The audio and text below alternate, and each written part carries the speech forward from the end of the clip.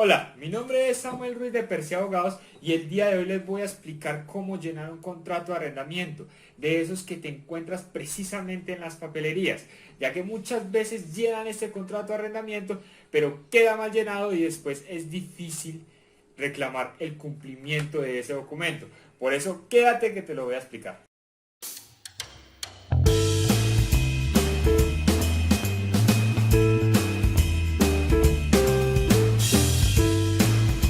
Lo primero que tienes que saber es qué es un contrato de arrendamiento. A pesar de que esto ya lo expliqué en este video, el contrato de arrendamiento es un acuerdo de voluntades entre dos partes que se llaman arrendatario y arrendador para que el arrendatario ocupe el inmueble a cambio de un canon de arrendamiento que se lo tiene que pagar al arrendador. Sin embargo, este contrato no tiene que estar escrito.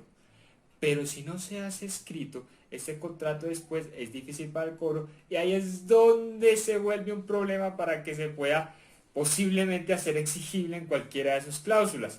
Por eso ese contrato es preferible hacerlo por escrito, así sea de esta manera y con estos formatos, y por eso en este video es que te lo voy a explicar completamente.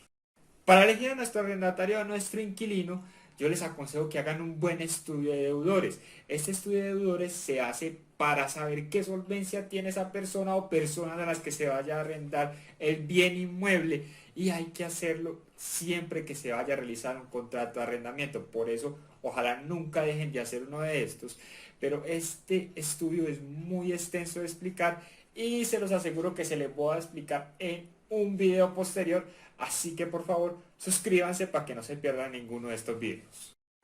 Listo, aquí tenemos el formato que es propiamente los que se compran en una papelería, y como pueden ver tienen los espacios para que ustedes los puedan llenar tranquilamente a lapicero, no necesitan nada más, y más los conocimientos que les voy a impartir en esta clase sobre cómo llenar todos estos espacios.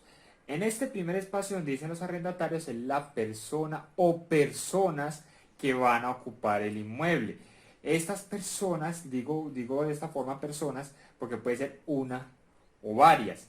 Y esta es la forma en cómo se debe pactar este tipo de contratos, ya que en este tipo de contratos no existen lo que se llaman ni codeudores ni fiadores. Esto es un error del formato. Esto no existe, así ustedes lo llenen después no les van a poder hacer nada a estos tales codeudores o fiadores. Si ustedes necesitan alguien que unja como tal o que sea como un codeudor o un fiador, así no viva allá, lo tienen que poner como arrendatario. Entonces ustedes pueden poner, digamos, el arrendatario original más el otro arrendatario, que sería el que ungiría como codeudor, es decir, como garantía para que todo lo que pase en este contrato de arrendamiento se cumpla. Este es el nombre del arrendador, también puede ser uno o puede ser varios.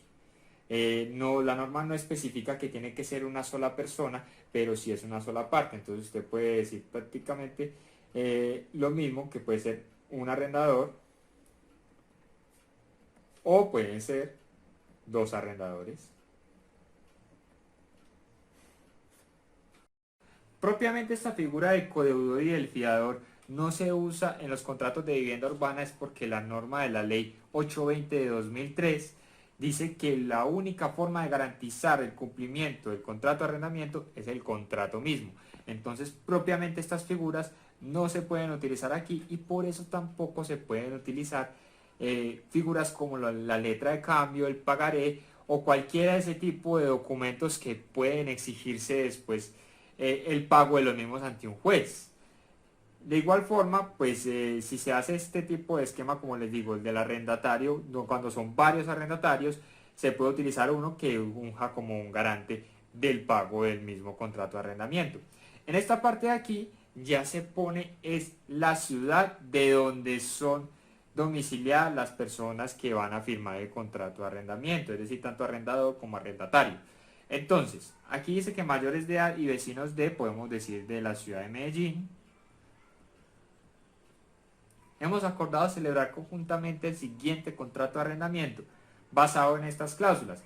Primera, el arrendador hace entrega real y material a los arrendatarios del siguiente bien situado en la ciudad de, puede ser también de Medellín, distinguido con el número, aquí estamos hablando es de dirección. Y en esta que dice en su puerta de entrada sobre la casa, ya es dependiendo del tipo de dirección que sea, puede ser de pronto un apartamento o puede ser alguna clase de parcelación o algo parecido.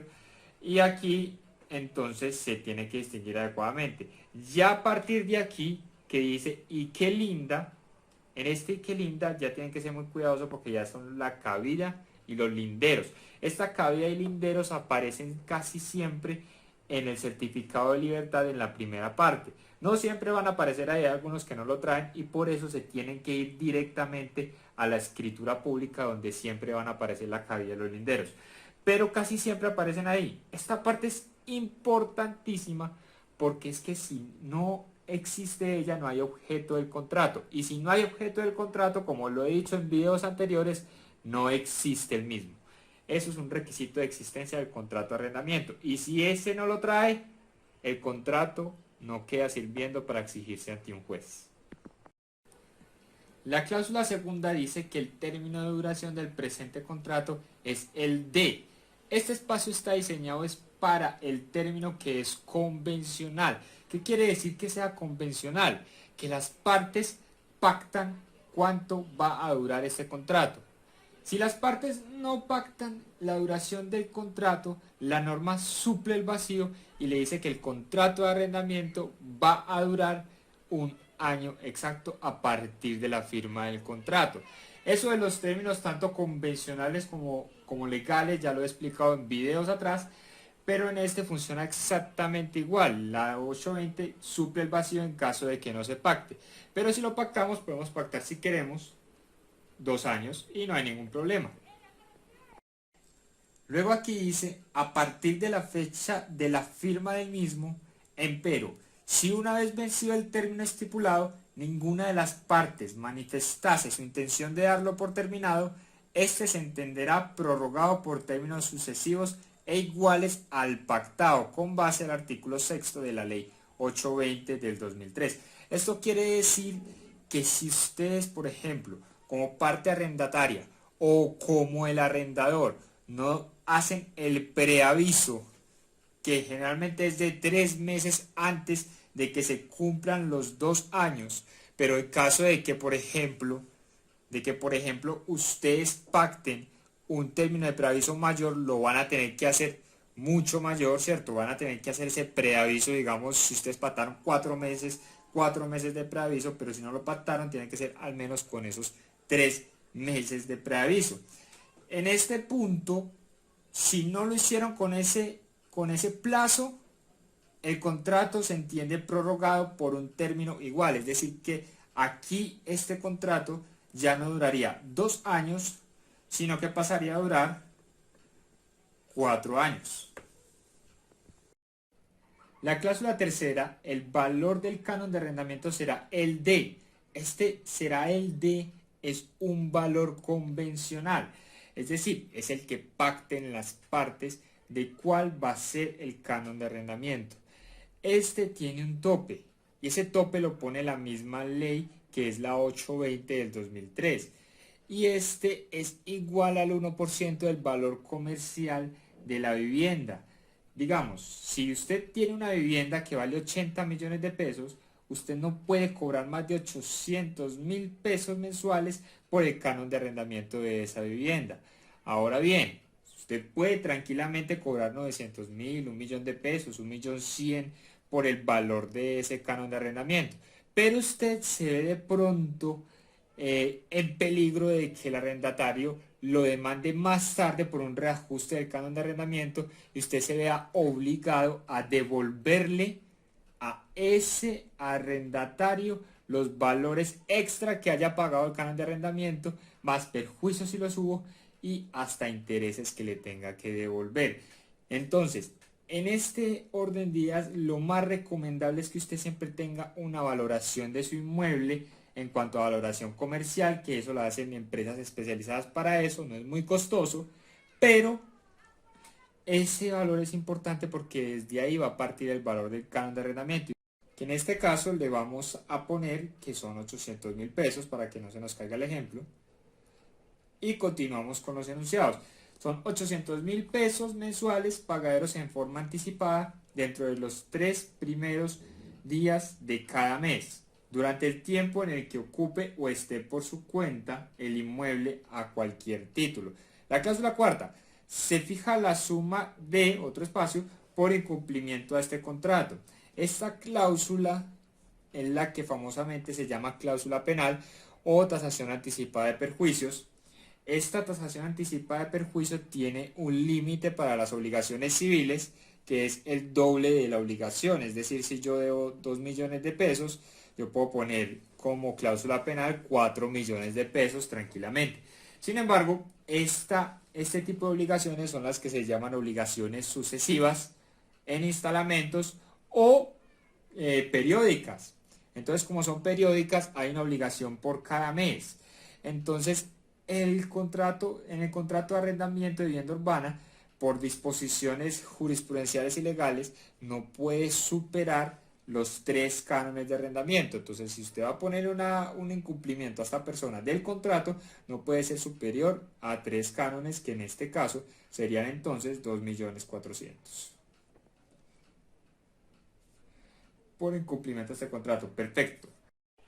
En la cláusula quinta, el canon de arrendamiento se aumentará anualmente conforme al artículo 20 de la ley 820 del 2003. Este artículo remite directamente también a la ley 820, donde dice cuánto va a ser el máximo aumentar del canon de arrendamiento. Esta norma dice que aumentará máximo lo que aumente el IPC, es decir, si el IPC de este año 2020 subió, voy a inventar 5%, usted no le puede subir más de ese 5% a ese canon de arrendamiento. Sin embargo, usted puede elegir si le sube el arrendamiento menos que ese IPC. Usted puede decir tranquilamente que le puede subir el 3% en vez del 5%, pero usted nunca puede decir que le va a subir más, o decir, por ejemplo, que vaya a subir con el salario mínimo, porque el salario mínimo es superior siempre al del IPC, porque eso es lo que controla la inflación. La cláusula sexta dice: los arrendatarios declaran haber recibido el inmueble en buen estado mediante inventario que formará parte de este contrato y se obligan a mantenerlo en su mismo estado, salvo el deterioro natural, siendo de su cargo las reformas locativas que efectúen con autorización previa del arrendador. Si se hicieren sin su autorización, quedarán de propiedad de este y no podrá retirarlas ni pedir indemnizaciones por este concepto. Aquí hay 2 puntos que hay que aclarar. En este punto es la de salvo el deterioro natural y las que se hacen sin la autorización del arrendador. Cuando esta reforma cuando pasa un deterioro natural del inmueble, el arrendador tiene el deber de reparar ese tipo de cosas o ese tipo de deterioros naturales, como pueden ser las humedades o de pronto desgastes de empaques y todo eso, porque le corresponde al arrendador como administrador de ese inmueble. Sin embargo, si fue un daño causado por el arrendatario tiene la obligación de repararlo. Es decir, si se le cayó un objeto pesado en la baldosa y la baldosa se quebró, usted tiene la obligación de reparar esa baldosa. Si le tocó cambiar el piso porque la baldosa era diferente, le toca cambiar el piso para dejarlo en las mismas condiciones, o llegar a un acuerdo con el arrendador para poder sufragar ese gasto que surgió de ese accidente. Y también está la parte en la que hacen las mejoras locativas, es decir, digamos una mejora que usted quiera hacer para que el apartamento se vea más bonito porque lo quiere o porque lo quiere más lujoso.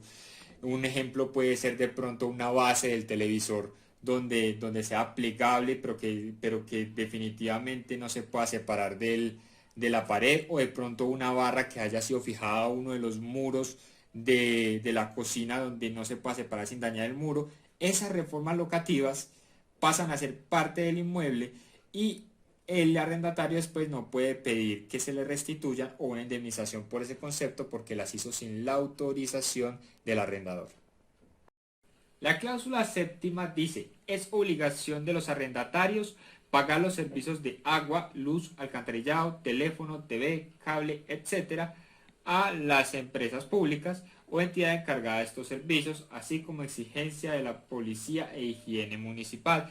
Es decir, aquí está muy claro que simplemente el arrendatario tiene que pagar todos sus servicios, eso nunca va a caer en cabeza del arrendador en ningún caso, a excepción de que no lo hayan puesto pues en esta cláusula, o el arrendador mismo provisione de esos servicios públicos. De resto, recae en cabeza el arrendatario. La cláusula octava dice, al incumplimiento de un solo pago mensual en el canon de arrendamiento y la violación de una de las cláusulas por parte de los arrendatarios, el arrendador podrá exigir de inmediato la entrega del inmueble de acuerdo al artículo 22 de la 820 de 2003.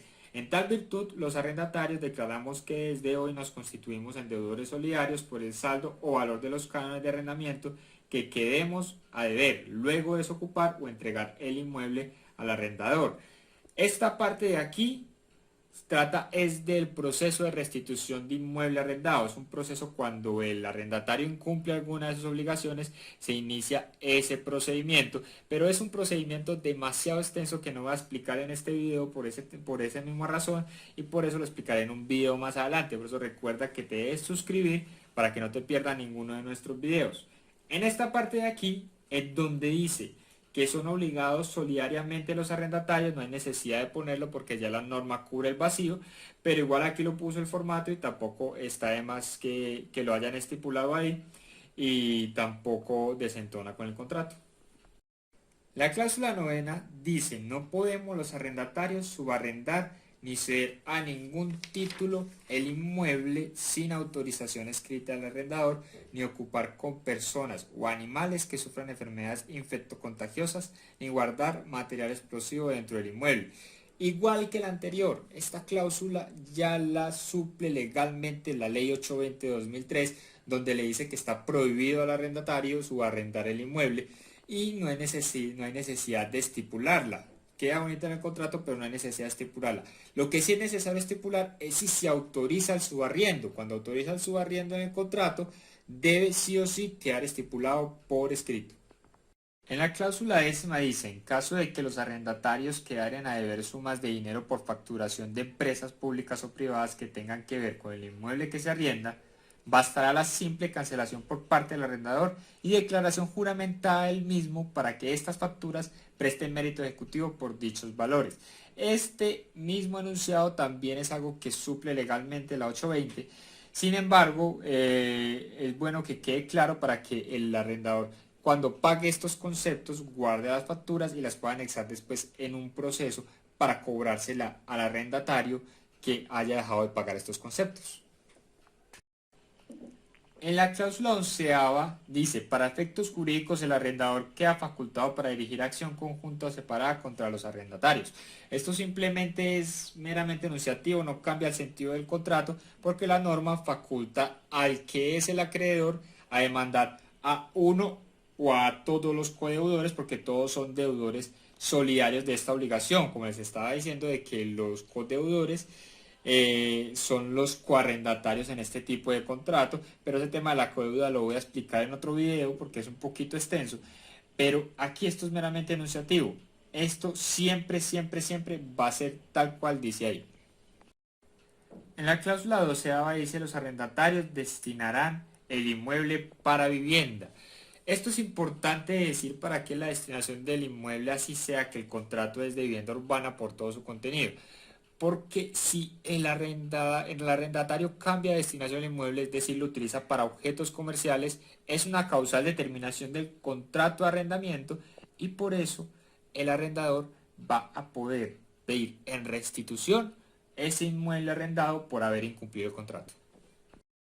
En la cláusula 13ª dice, a la muerte de alguno de los arrendatarios, el arrendador podrá acogerse a lo que dice el artículo 1434 del Código Civil respecto a uno o a cualquiera de los herederos y seguir el juicio con él sin necesidad de notificar o demandar a los demás.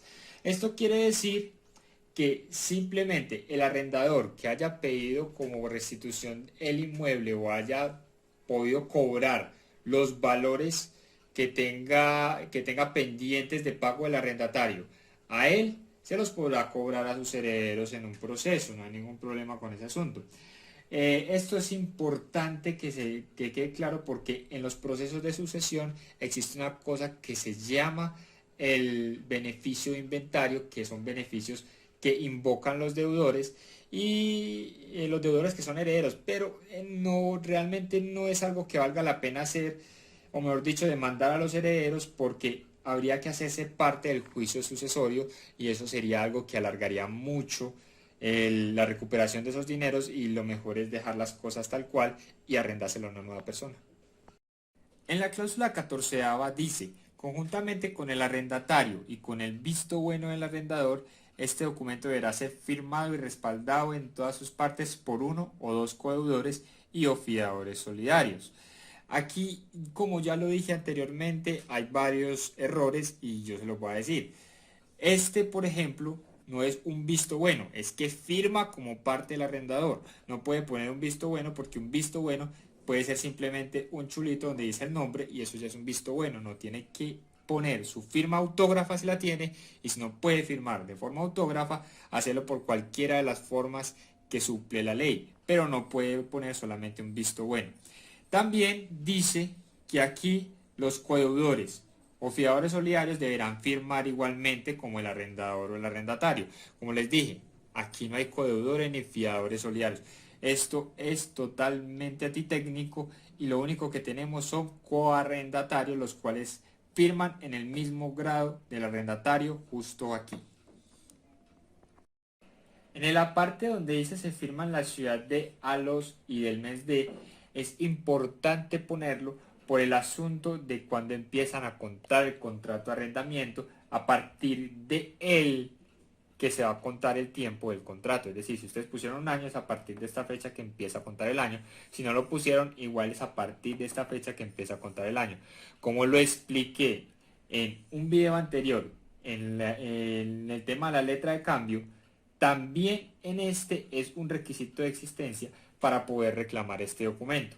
Aquí donde dice observaciones adicionales hay que tener algo muy presente, y es que aquí usted va a usted puede poner todas las cláusulas que quiera hacer valer, entre ellas las arras, que son un instrumento muy valioso para poder hacer valer los contratos de arrendamiento y que no los trae el formato propiamente. Por eso también les aconsejo que todos estos tipos de documentos sean elaborados por un abogado quien les pueda asesorar perfectamente para que el contrato se lleve a cabo sin ningún inconveniente. En esta parte de aquí ya es la parte final en donde van a firmar con sus firmas autógrafas y las cédulas con los teléfonos, que igual no sobran, pero sirven para darle firmeza al contrato. Aquí, como les dije, esta persona no existe, así que no vale la pena ni siquiera mencionarlo. Espero que hayas aprendido cómo llenar un contrato de arrendamiento correctamente con estos formatos. Y si te gustó este video, por favor dale me gusta. Por favor compártelo con tus amigos si crees que es información útil para alguien más. Y suscríbete a este canal para que no te pierdas ninguno de nuestros videos. Y no siendo más, hasta luego y que hagas buenos negocios.